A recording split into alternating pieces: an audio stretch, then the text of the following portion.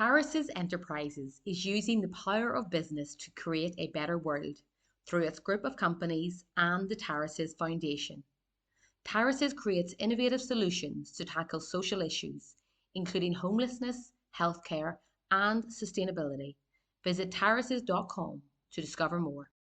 Yeah, the job kind of demands that, and also I would be a bit of a workaholic, so I work 7 days a week. I run all our social media, I do a lot of the viewings, I do all of the valuations. So a lot of that means that you're starting early. I mean, most working days I'll be on the computer in around 5, 6 o'clock at the very latest in the morning. My phone will ring and start ringing 6:30, 7. I do have customers, especially builders, who are on the ball, and they start sharp and they know I do. I have one customer who says there's only 2 people I can phone at this time of the day, and you're one of them, because they know I'll answer. And also I have a farm at home, so that means I have to be up and on the ball. And we work right into whatever time's required at night. I think it was 10 or half 10 when I was coming down the drive last night. And it doesn't seem to faze you at all. You're used to it. There is a saying, you know, that if you do a job that you love, you never work a day in your life. True. And it is a bit of a cliche, but honestly, if I didn't like what I was doing, I'd have done something else years ago, and I love this. In the last of our Female Entrepreneur series, we talked to Libby Clarke of Joyce Clarke Estate Agents in Portadown. Libby explains how passion for selling has led her to become one of the leading agents in the county and beyond. A love for farming and a wealth of property experience sees the businesswoman working 7 days a week, with early morning starts and late evening finishes. But despite this, Libby loves what she does and praises her work family on being the key to the success of the business.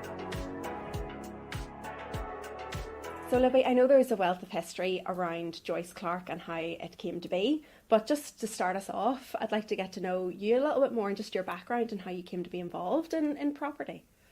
So the background, I suppose, in business in Portadown goes back decades. My father was a livestock and property auctioneer in Portadown. He had a business that was very well known just under the Anna Bridge called Automart Livestock Farm and Property Sales.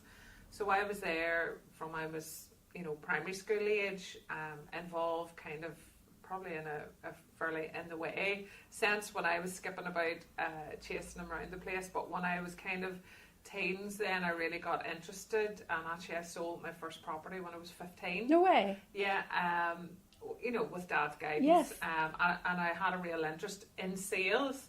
And obviously we sold a lot of livestock as well, and Daddy retired in 2002. Right. And I applied for a job actually at the company called Joyce Estate Agents. Yes. And then I bought it over in 2010, and that's how Joyce Clarke came to be, and really we haven't stopped moving since. We're moving forward every year, we're expanding our catchment, and it's a small team, but we're very effective.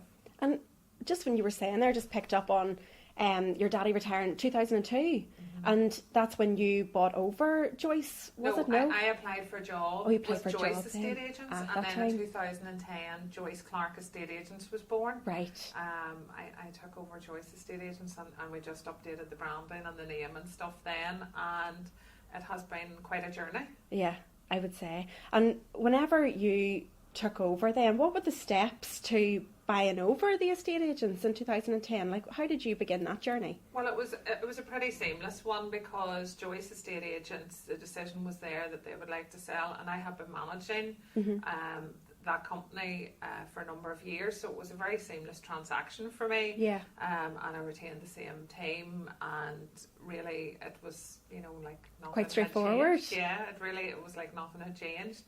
And I mean, I have some of the team that were there then and from before then. I mean, I have team members here. Leslie, who's a fantastic girl, heads up the rental. She's been here 20 years. From day dot then, straight through? Yeah. I mean, that's crazy. I think a lot of people would say going into business for themselves is really daunting, but it seems like you took it all very much in your stride. It's something that I suppose I'd been used to, because Dad had his own business. We also have a farm at home which I run myself, so you're used to that level of independence and kind of having to make decisions, have to be in charge of cash flow and pay the bills. So it's something that I've been brought up with. Yeah, so there was nothing really unusual or out of something that you would have to learn. It sort of all was there for you. You've been doing bits and pieces of it, and it was really probably just changing the role as such? Yeah, it obviously it was more responsibility. Yeah. Whenever Joyce Clarke was born, but it gave you a new drive and a new Yes, focus. definitely.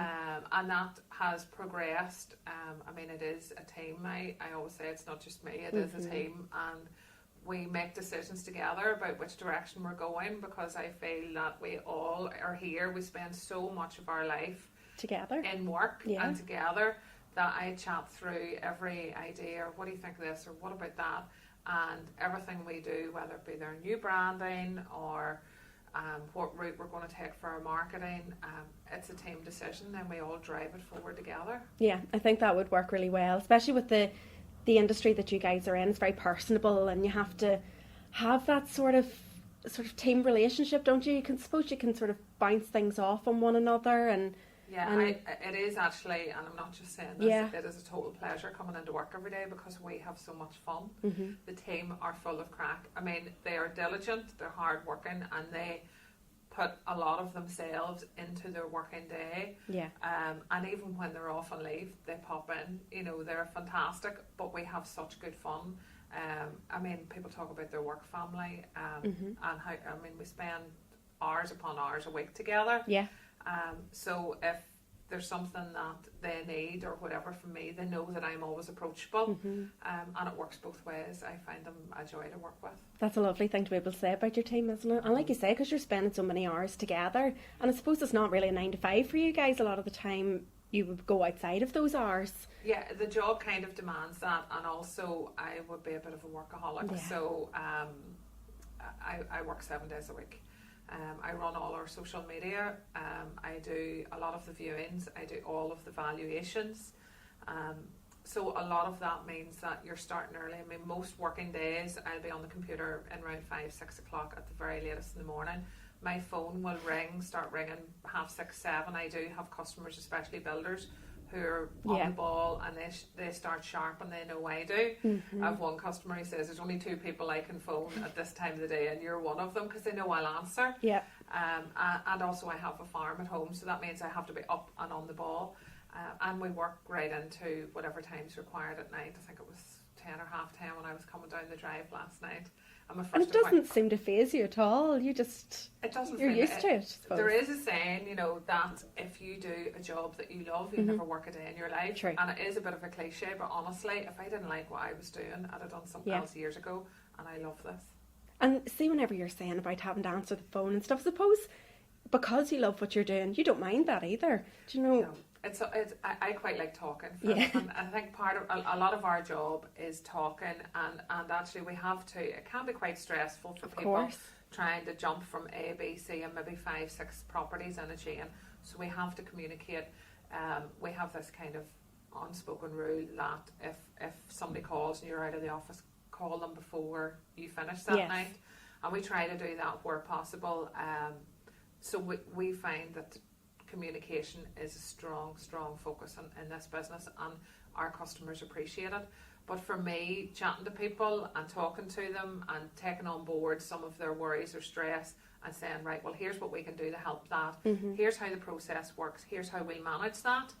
And that helps. Definitely. Yeah. I mean, only recently I moved house last year, and the stress, I've never experienced anything like it.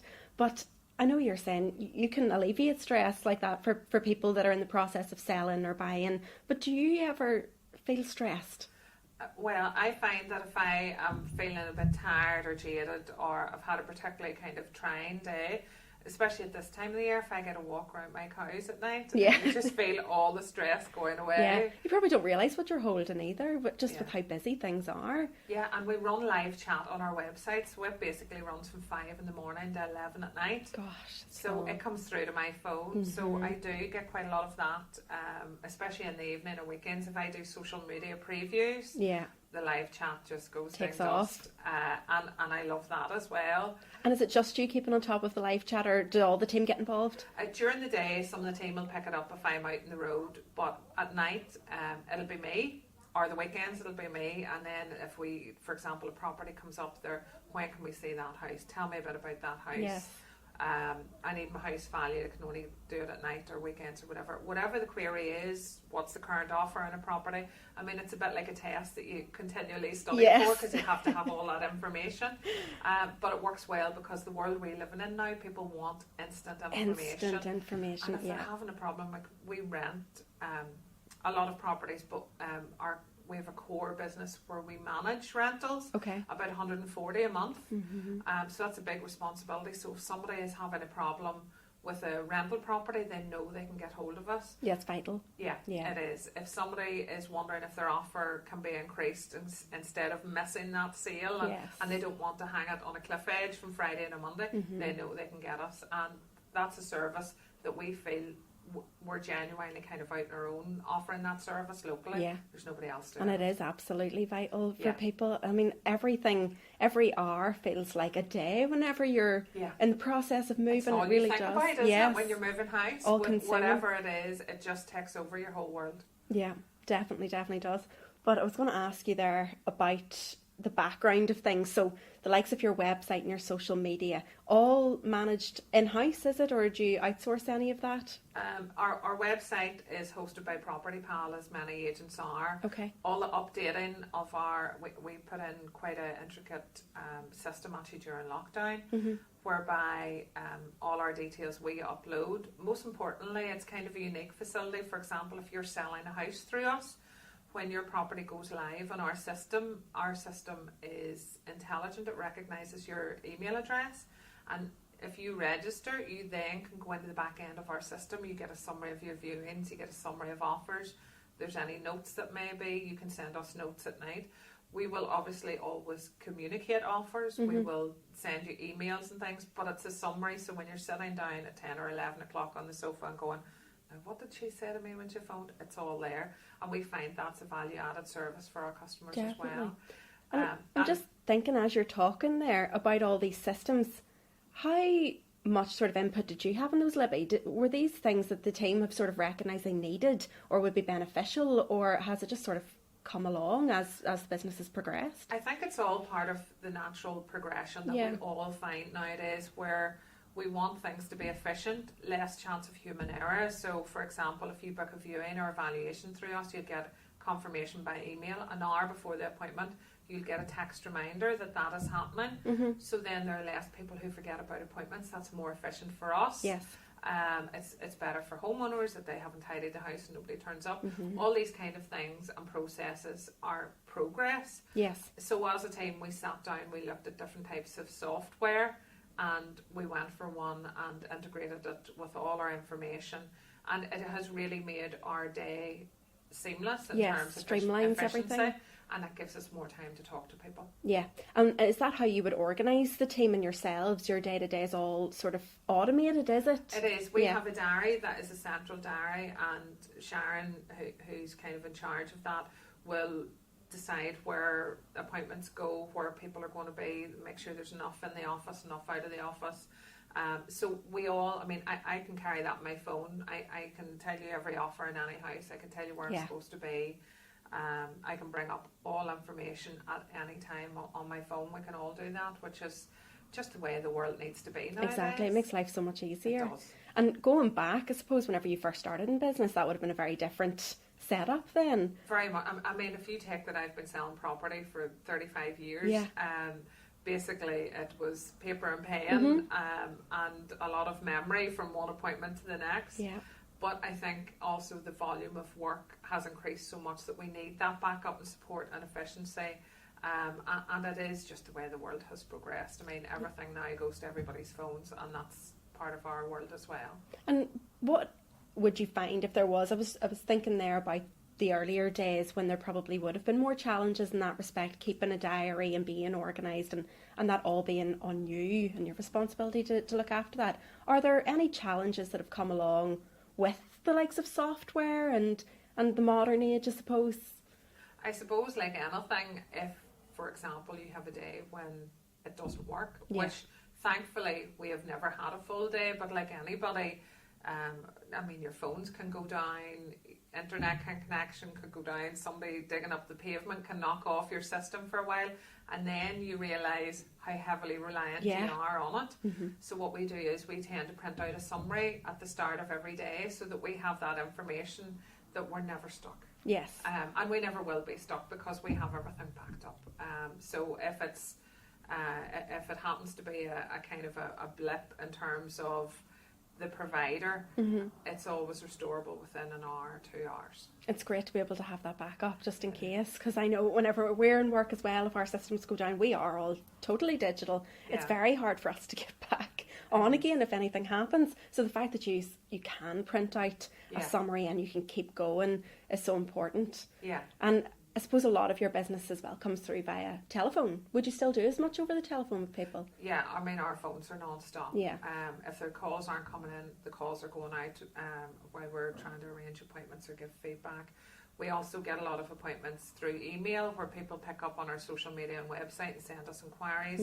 We get a lot of business by referrals and word of mouth because, if you put yourself out there and provide a good service, people tell other people. Yeah. And again, that can be, they can phone me or they could text or use the live chat service. So it comes in many mediums. I suppose there are less people nowadays go through your front door of the office as such. Yes. But still, now that we're well out of COVID, you would still have quite a number of properties that people come in to discuss, especially in new developments, because we would kind of be the leading sales agent for new developments in this area. We sell hundreds upon hundreds of them every year, and people need to come in and see plans and see orientations and things that you can't have all that information because it may be pre-planning approval and you can't put it online or ahead of where we want to release. So we find we still have a lot of customers come through the door as well. That's good, being able to see people in person. Yeah. And during COVID, how did that affect business? So basically, like everybody else, we stayed at home for at the end of March 2020, they said, like, everybody stay at home, which was great because the sun was shining. It didn't feel like forever. 2 weeks was felt fantastic. And then we had the sales, maybe we thought, right, well, we'll keep in touch with our sales clients. So we're constantly kind of saying, like, where we are, there's not much we can do at the minute, but we'll keep in touch. The rental properties, we still had maintenance issues to deal with. We still had, landlords needed their payments. So we still had a core business, and actually the rental system, we needed to come in and do that. Right. So there was a certain amount of, that was like a key worker as such, because we do such a large amount of that and people can't be left compromised living in a property maybe with no heat or whatever. So we were kind of back in business maybe sooner than a lot of other property agents, and then I went out when it was safe to do so, and we started marketing properties for sale. Yes. And the way we did that was that the homeowners left the houses and I went and measured up, did my thing, did the C&D before I left, made sure all the door handles and everything were cleansed, and then we were still able to continue offering a service during that time. And it goes back to that saying, where there's a will, there's a way. Definitely. And I like routine, I like being busy, and some people quite honestly needed to move. Yes. Because there was an urgency. Yeah. So and we did find that during COVID, I think the really strong message that came out, and there were some devastating times for people during COVID, but people actually put a real value, I think, for the first time on where they lived. Definitely. They appreciated the space they had, or perhaps it made them yearn more for needing more space. And people really thought, instead of where this was the place where they spent so much time at work and then come home, eat, sleep and repeat the next day, all of a sudden their house was somewhere that they felt in control of, and that hasn't left, where people now really have a stronger bond with their house and their home more than ever. You still see that continuation? Yeah, absolutely, especially with so many people working from home.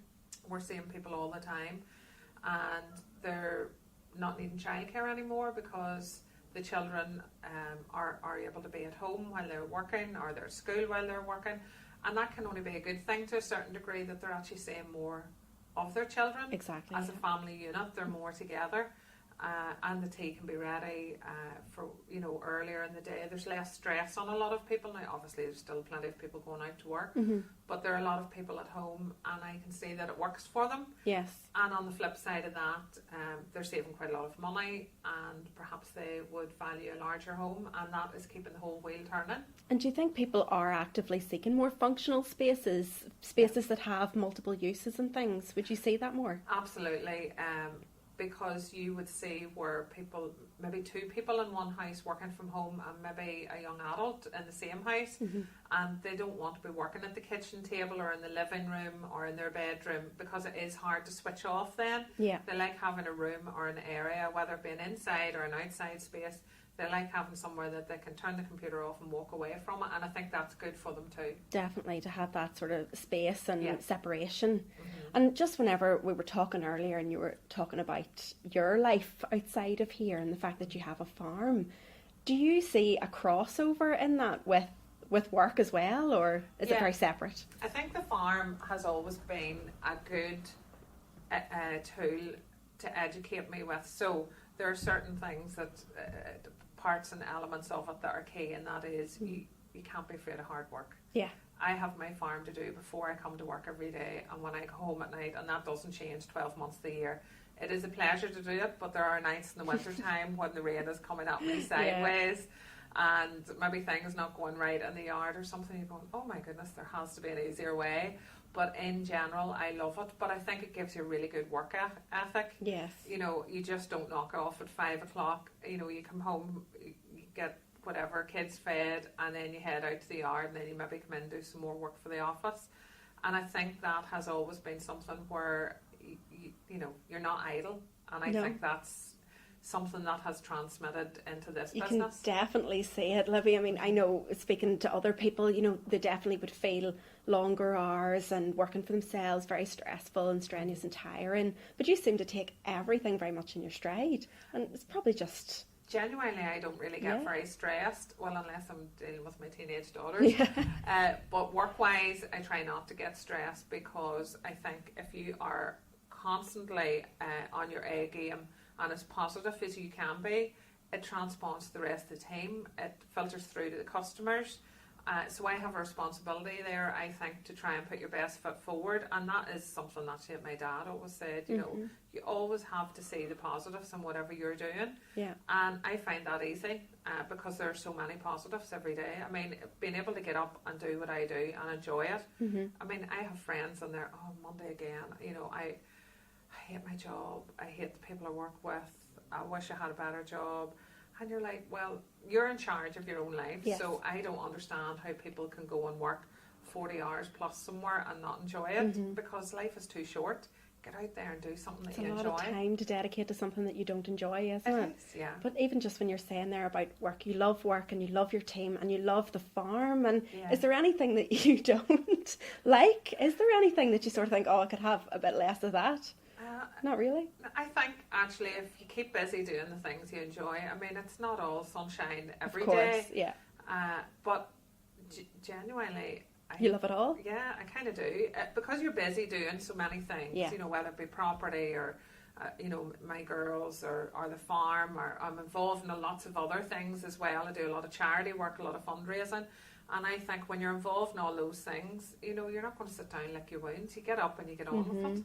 And it's clear, in particular, with agriculture, how much you love it, because you're involved in a lot of different sort of capacities there, aren't you? Yeah, so I'm involved quite a lot in Balmoral Show. I'm on council there, chairperson of the cattle committee. I'm on the finance committee. I've been involved in it for years. So I've been a life member since I was 4, I think. So Balmoral is something that I've been brought up with. I commentate there every year. Yeah. And I really enjoy it, because after a long winter of working and maybe cows calving and things and not many nights out, then you get to Balmoral and you meet all your farming friends, and that's great. And you meet so many customers as well, because I sell land and farms everywhere as well. Yes. And that is good fun. And it's great. And I do quite a bit of judging, whether it be, and I've judged every show in Northern Ireland. I've done some in the south. I've done the Highland show across the water. And I love that. It's really good fun. But I also have some friends here that run sales. I have a friend and he's livestock auctioneer, and I help him with some things. Right, okay. And I have some friends then, and they run sales on their farm 4 or 5 times a year, and I help them. And I really enjoy that because that kind of brings a wee social element into it. Definitely. Where, yeah. yes, you're working, but there's plenty of fun. And I think you were talking earlier, just before we went on, about radio, and it's connected. You do a little bit of radio for Farming Life, is that right? Farming Matters, which Farming is, Matters. You know, down at BBC. I do that with Nicola Weir. Nicola kindly invited me in to do the pilot, I think in 2020, with Donkey from the Grassmen. Yes. And then she brought us back, and she keeps bringing us back, and we have great fun. I usually catch up with her for 4 or 6 weeks at a time, and then you get a call out, can you do another few weeks for us? And we do at Balmoral, a live show there and stuff. And Nicola's great. She's taken a fantastic route with that programme, and is so diligent in terms of her research and the topics she's going to cover. And she's fearless, and I love being part of that as well. Isn't it crazy though where you can end up with all these different things? I mean, the agriculture has probably taken you down a route that you never would have foresaw. And the same way working with your dad at the livestock sales has taken you into property. Yeah. It's interesting to me where all these things have sort of, these paths have led. Yeah, I find in Northern Ireland, most people are only 1 or 2 generations away from a farming connection somewhere along the line, somebody's grandfather, whatever. And I went to Greenmount College when I was 16, so I went from all girls boarding school, where obviously, you know, you were like water boys, never seen boys before, and then I went to Greenmount and I was the only girl there. And my daughter now, she's just started her year out at Greenmount College, and the people that I met at Greenmount when I was a teenager, if I meet them in, you know, wherever I meet them now, you pick up and it's like 30 years haven't happened in between. And those kind of friends for life stay with you, and those connections stay with you. And that is the same in every kind of respect. When we had the livestock and property mart, again, those connections stay with you forever. And I mean, many of the people that I've met in the journey along the way who would have been customers, I count as really good friends. Yeah. And that's kind of why you enjoy so much of what you do. Yes, definitely. And it's clear to see your enthusiasm for property. And I know at the minute the market is booming. It would be a really busy time for you guys. Do you find that sort of peters out like gradually, or does it just suddenly stop, or what way do you foresee this market sort of going at the minute? There used to be, going back 10, 15 years, there used to be seasonal trends. You knew kind of maybe July, maybe Christmas time, things were a bit quieter, and that changed because people's lives changed. They weren't ruled by set holidays anymore, and people were, when they needed a house, they needed a house. When a builder needed to release 10 houses, he did it, whether it was the week before Christmas. So the seasonal trends of such have changed. The market that we're in now is very strong for a number of reasons. As we've discussed, people value their homes more.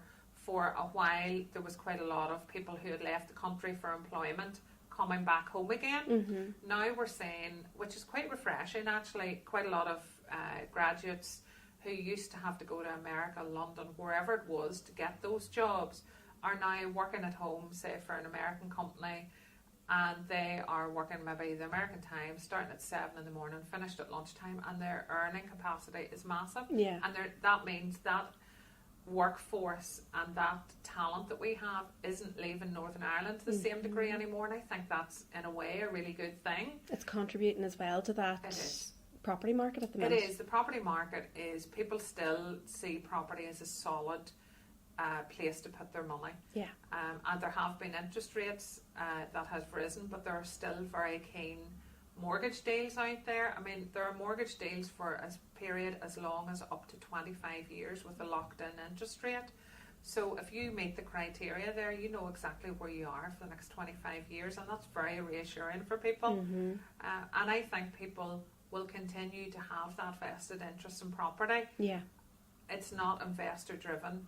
2006, 2007 was very much investor driven. This is a real market with real people buying property. And there have been a lot of changes, like very sort of close period of time, a lot of changes since COVID sort of came about to now. Has there been a time before where you've seen so many changes with property and mortgages and everything just sort of between interest rates up and down and different types of mortgages being offered and so many properties coming on and off market? I think there have been, for sure, more properties come to market in terms of especially the bigger properties. It used to be occasionally you would get a house at 400,000 plus and it would sit in the market for a while because there might be a chain of 4 below it. Now that's a very common occurrence. In fact, houses could be anywhere between there and £1 million in this area. Okay. And for sure they are getting keen interest from the start. And that again is because people are more focused on putting their money into something that they can actually touch and feel. And a lot of them saved a lot of money during COVID. They didn't spend, a lot of them now where they maybe are working from home, they only need one car. They're putting their money into things that aren't depreciating. Yes. And I kind of understand that because bricks and mortar are always seen to be a good investment, and when it comes to farmland, there's that saying where they don't make any more of it. Yeah. So it may seem dear on the day you buy it, but 10 years down the line, it'll look like good value, and that's the way it has been with farms. And what do you think future-wise? How do you see things going over the next couple of years? It'll depend, I suppose, on what mortgage deals and what mortgage rates there are, but certainly the lenders are still, even despite interest rates going up with Bank of England, they have kept their mortgage offers really keen. There is a willingness to lend because they see that the clients are low risk.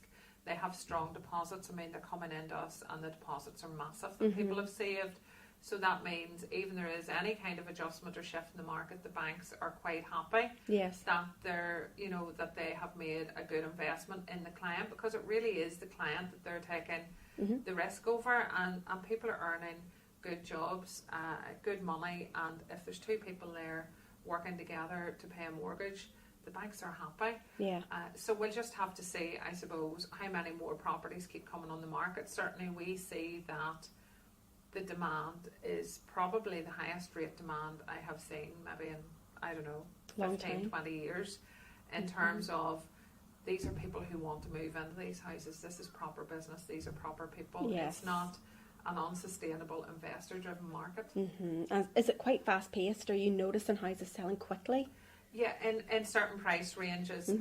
We never have that goal to sell them in 24 hours. Yes. I think actually in this kind of a market it's the wrong thing to do for sellers. We like to get as many people through the door, whether that be usually a minimum of kind of 2 weeks marketing. I feel that we're doing the best service to home sellers. Also, people don't like being told you can't see that house, we sold it yesterday, or so we do try and at least have that kind of 2 week window for marketing. And there may be offers come in during the way that people then may say, right, well, that's out of my range, I'll not be able to view that now. But certainly the speed is fairly fast paced, but we do like to manage it. We don't like it going too quick because we still need to do financial checks for the buyer. We have due diligence to do to make sure that we're able to present all the information to the seller. So it's not a race for us, but it's about doing the best service that we can and getting the best result. That's experience talking, you can tell. Yeah. Is that just experience? You've picked it up over the years, or I've seen it so many times that a house goes on and it's sold the next day. And to be honest with you, for me personally, I think that's probably not the way that things should be done. If you were selling a house, you might think that's great, and then am I telling you that there's 10 more people want to view it? Yes. You wonder then, goodness, should I have let them? Should I have got more? It just depends. I mean, the person who puts the offer on in the first 24 hours may end up being the buyer. Yeah. We're not ruling them out, but we just need to make sure that we've done due diligence, that we've seen agreements in principle for mortgage, we've seen proof of deposit. We just need people to make sure as well, from a buyer's point of view, that they're taking the time to consider what they're doing, that they really love the house, that they're not jumping in maybe because they've been missed out on something else. So we do like people to go in with their eyes wide open, and we like our sellers to know exactly everybody's circumstances and then try and lock a sale down. And then that in turn means that we have a very, very, very small fall through rate, which I think it's efficient for ourselves, but it's also better for sellers. Yeah. Very, very small amount of properties don't proceed, and usually that's if something comes at a buyer or seller that they weren't expecting, Yeah. and that happens. And there's an amount, I suppose, of managing people's expectations too, of the time scale that things can take. And people do, there's an urgency, they want things to move quickly. But it sounds like you would have, you know, a way of managing those expectations and letting people know that this is in their best interest. I think so. I think it's all down to communication. And for example, I would say at the minute 9 out of 10 of our home sellers have no idea where they're going whenever we put their house on the market. So we tell the viewers our sellers are actively looking. They haven't seen somewhere, or they haven't got an offer accepted yet, so the time scale is still a little bit fluid. We will update you as you go along. So that may mean that somebody who needs a house in 8 weeks, that may not be the property for them. But as long as there's no surprises, if you tell them from the word go, Yes. people try and find a way to make it fit. Definitely. And for Joyce Clarke then, what is the future? What are you thinking? Have you anything in the pipeline? Or I know your catchment area has certainly grown over the last couple of years. Yeah, our catchment area is continually pushing out, and that is kind of a natural progression where word of mouth, we're getting higher and higher recommendations and reviews from clients. And also farmland, I would sell it kind of in 6 counties because I would have the connection still with farmers. So that brings you out to a bigger area as well. And I would like to continue what we're doing. I think we have to keep always an eye on what the markets are doing, what the marketing should be, what we need to change. I think if you can't just say, well, we'll just keep doing what we're doing. Exactly, yeah. We need to keep pushing our boundaries in terms of what we're doing. But for me, the core thing is we still have to keep delivering that service. Communicating to our customers and enjoying what we do. And would you have any advice for anybody who was thinking of going out on their own in terms of property and real estate and maybe starting out on their own? I think if you're considering a career in this, I think you definitely need at least 5-10 years experience to know what the pitfalls are, what the, you know, the highs and lows may be, but you absolutely need the experience to deal with situations. If you're going to be the one in charge, if you're going to be the one writing the check with the bills, you need to know that you know the property game inside out. And the other thing is you have to be prepared to work 7 days a week. Yeah. Even you're not out with clients every single day, your brain will never switch off. You'll always be dealing with emails, dealing with management things for property rentals. You just have to be prepared that will be your way forward. Yeah. It's not 9 to 5. You just don't walk out through the door anymore and I'll see you in the morning. It is fixed.